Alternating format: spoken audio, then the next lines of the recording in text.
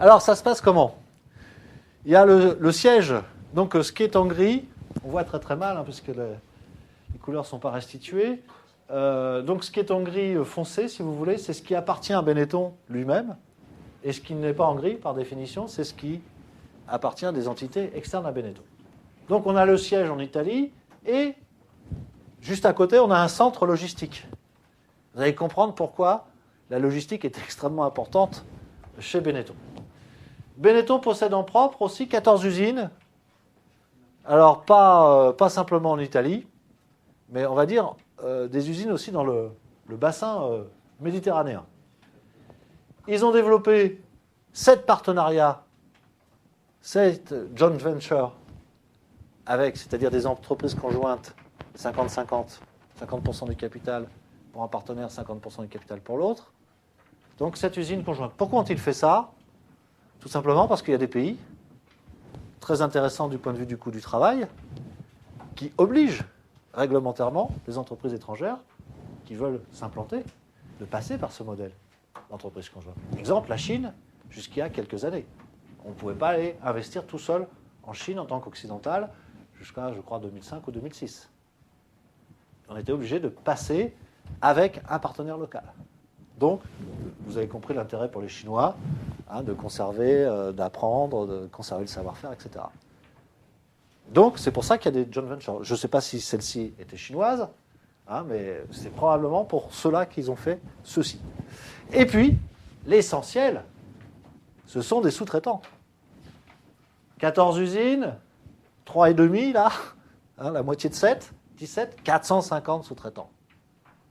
C'est-à-dire qu'ils travaillent essentiellement avec des fabricants qui ne font pas partie du groupe.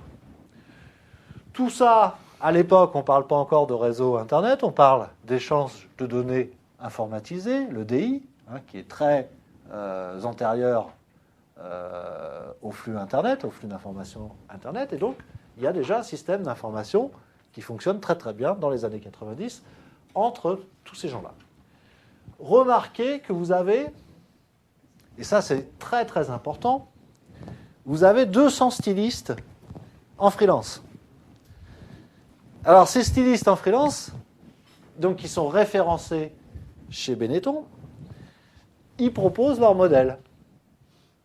Et Benetton sélectionne ou pas ces modèles. Donc, il y a une sorte de concurrence sur le design. Cette concurrence, elle est renforcée par la présence de designers chez leurs sous-traitants. Et oui, l'usine tunisienne qui fabrique les vêtements pour Benetton a elle-même sa propre équipe de designers parce qu'elle ne travaille pas que pour Benetton. Donc, elle doit proposer aussi des modèles à l'industrie du textile et de l'habillement. Donc, ils ont leur propre modèle. Et puis, chez Benetton, il y a un cœur aussi de designers. Et c'est ces gens-là qui font des propositions aussi, dont le rôle est de sélectionner les propositions des partenaires. Donc, un système très très au point au niveau de l'identification des vêtements que l'on va fabriquer et qui devraient fonctionner selon une logique de mode. Donc ça, on est au niveau donc, de la conception et au niveau de la fabrication. Remarquez que d'ores et déjà, les croquis des designers peuvent être par la conception assistée par ordinateur directement transmis aux usines qui vont pouvoir fabriquer de manière totalement automatisée. On est au début des années 90. Ça, c'est en amont de l'activité de Benetton. En aval, c'est-à-dire du point de vue de la distribution, eh bien, vous avez d'abord des VRP totalement indépendants du groupe. Ils sont commissionnés par le groupe, mais qui ne sont pas du personnel interne. Donc, ce sont des agents qui sont commissionnés pour aller démarquer les grandes entités, les grands réseaux. Comment vendre des pulls Benetton chez Marks & Spencer, par exemple.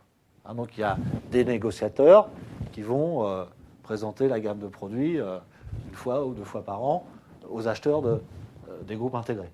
Donc ils sont là pour ça, ceux-là. Ensuite, on a la constitution d'un réseau de franchise. 7000 boutiques indépendantes. C'est un réseau énorme. 7000 boutiques, c'est vraiment... je pense que... Je ne sais pas s'il y a mieux encore aujourd'hui, en termes de nombre d'entités à gérer. Avec un suivi télématique des ventes, tel que je vous le racontais tout à l'heure, à savoir que vous allez avoir, en fonction de ce qui est vendu, vous allez avoir une remise en fabrication immédiate de ce qui était vendu. Hein, donc toujours, on sait ce qui marche et on peut prévoir les tendances de mode d'une manière relativement précise. Et puis, évidemment, au bout de la chaîne, vous avez 50 millions de clients. Alors, suivi télématique des ventes, EDI, CAO, on voit bien que le système d'information, d'ores et déjà dans les années 90, est déjà au centre du fonctionnement du réseau. Et pour terminer, qu'est-ce qui se passe? Il y a d'autres choses. C'est qu'il y a une stratégie de communication extrêmement géniale. Alors, par plusieurs biais. D'abord, parce que Benetton accorde des licences pour rentabiliser sa marque, et ça s'appelle les montres Benetton. Et évidemment que Benetton n'a jamais fabriqué de montres. C'est juste le logo de l'entreprise qui est apposé sur un produit. Mais encore faut-il qu'il y ait une cohérence. Donc c'est Benetton qui sélectionne les objets qui vont pouvoir porter sa marque. Mais c'est une source de revenus extrêmement importante, qui popularise encore davantage la marque de vêtements. Ça soutient la communication. Et puis, vous avez une stratégie de communication que certains considèrent comme géniale, dont je fais partie, d'autres critiquent parce que c'est une campagne de communication qui défraie un peu la chronique. Il y a 2 jours, Benetton a sorti une publicité en Italie, en affichage 4:3, où le pape embrasse sur la bouche l'imam du Caire, qui est son ennemi intellectuel le plus intime du moment. Alors évidemment, vous voyez, c'est de la publicité, ils ont toujours fait ça, oui, c'est de la publicité pour faire réagir. Oui. Donc il y avait un petit Africain, absolument, avec un gros ventre, un petit Africain qui souffre de malnutrition. Il y a eu la campagne On habille des sidaïques, et on voit vraiment que ce sont des sidaïques au dernier stade. Ces gens sont tout maigres, avec un numéro tatoué comme les gens dans les camps de concentration. Donc c'est des publicités assez fortes. Je crois qu'une publicité avec le Christ, c'est souvent en rapport avec la religion. C'est l'Italie, au départ. Avec le Christ crucifié avec un pull Benetton, ils vont quand même assez loin, quoi. Ça choque, ça fait parler de la marque. Et c'est ça la stratégie de la communication. Peu importe qu'on dise du bien ou du mal, l'important c'est qu'on dise. Et ils ont compris ça avec des publicitaires géniaux, vraiment très créatifs, beaucoup d'innovation dans la pub, au service de cet empire-là, quoi. Et puis, Luciano, il s'est fait plaisir, il adore l'automobile. Et donc, stratégie de communication oblige, on va avoir une petite écurie automobile, Benetton, ça fait pas de mal. Là, je crois que le dirigeant a lié le plaisir avec l'efficacité des affaires.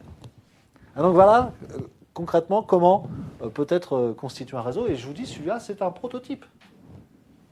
C'est déjà il n'y a pas 20 ans, mais presque.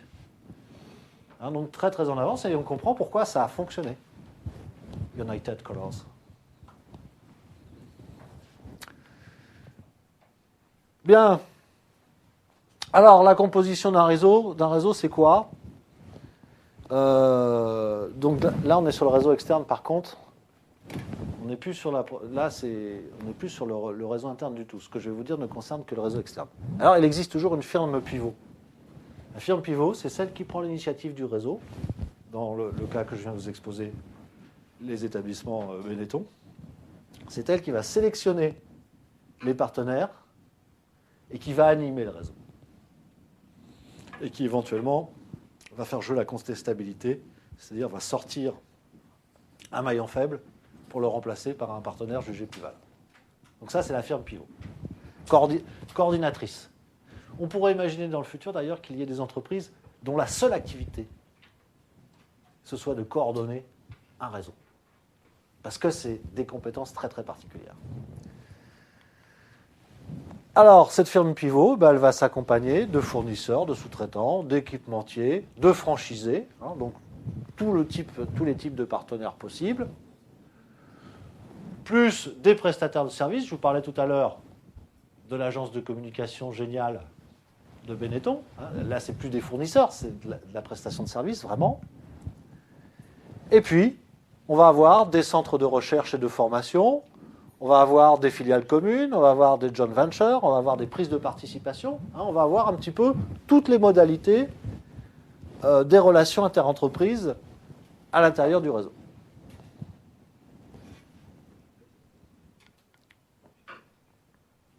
Alors, quelle est la nature des relations entre les membres du réseau? On peut s'en douter, l'essentiel, ça va être quand même de la coopération. Si ça ne coopère pas, il n'y a aucune raison de constituer, et en tous les cas de continuer un réseau. Donc, complémentarité, les acteurs contribuent ensemble à l'offre commune, partenariat, parce qu'on veut que ça fonctionne bien sur le long terme, coopétition. Alors voilà un nouveau terme qui est totalement dédié au réseau. Qu'est-ce que la coopétition? C'est le néologisme entre coopération et compétition. Et donc, le réseau, il est fait de ça. Il est plus fait de coopération, mais il faut qu'il y ait compétition, c'est-à-dire contestabilité possible des éléments les plus faibles de ce réseau.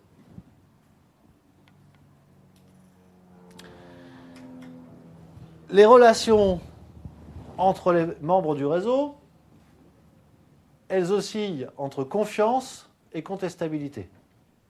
Il faut qu'il y ait confiance, parce que la firme pivot ne peut pas en permanence contrôler les agissements de tous les membres du réseau. Vous avez vu le cas de Benetton, entre les franchisés, les designers et puis les sites de production, ça faisait plusieurs milliers d'entités à contrôler. Donc ça doit reposer un minimum sur la confiance.